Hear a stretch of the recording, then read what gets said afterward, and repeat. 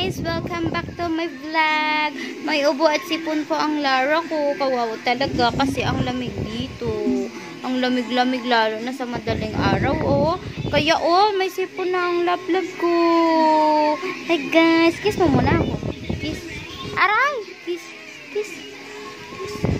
Nagagalit siya pag kinikikis. Pero, siya yung nagkikis. Kiss mo ako. Dali na. Hi guys! Marunong na ako. Dali na. Kiss. Kiss. Ah! Pinakain ko siya kanina ng kamote. Tapos, nilagyan ng breast milk. Yay! Yay! Clap, clap, clap. Yay! Nilagyan namin ng breast milk ang kamote. Tapos, ayan. Tuwang-tuwa naman ang bebe. Kasi nakakain ko siya ng kamote. Tapos kung ano yung kinakain namin, gusto niya rin kainin. Kaso bawal, lalo na ice cream. Bawal pa tayo dyan. Ah, dede na. Okay. Dede na siya. Oh, dede na, dede. Wait, papadede muna tayo. Hi guys, dede ako guys. Dali. Wait. Yan. Dede ako. Yay. Hirap na hirap talaga siyang huminga kanina. Kaya pinainom ko na lang talaga siya ng cetirizine. Aray, nangangagat. Lara, Lara. Putik. Rika. Hoy. Bad. Nangangagat ng dede. Naku talaga, hindi ganyan si kuya, ha? Hindi ganyan ang kuya.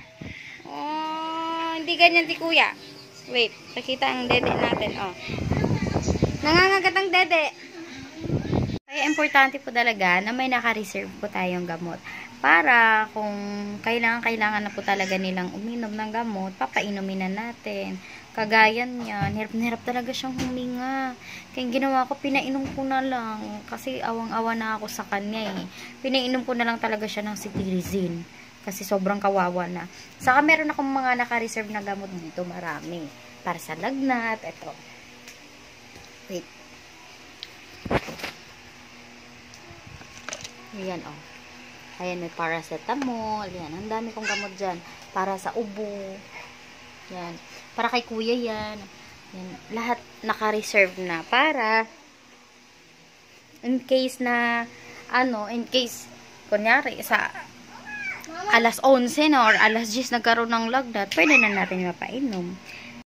Para hindi na tayo kailangan lumabas para bumili pa sa labas. Tapos, sarado na pala yung yung drugstore. Kaya hindi na tayo makakabili. Kaya mas okay din na may naka-reserve. Kaya lagi akong may naka-reserve. Hi kuya, hi kuya. Ano yan? Ayan, lagi na lang siya. Tumigil ka nga dyan.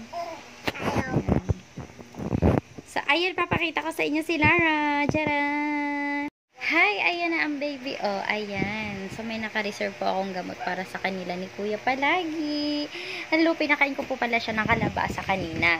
Tapos, nilagyan ko ng breast milk. As usual. Tapos, ngayon, nagutom siya ulit. Pinakain ko siya ng lugaw. Lugaw lang siya. Lugaw lang talaga. Wala nang ibang halo. Hi, guys! Malaki na po ako, guys. Thank you, guys, for watching. Please like and subscribe. Yes! Ayan na si kuya. Bawal si kuya dito.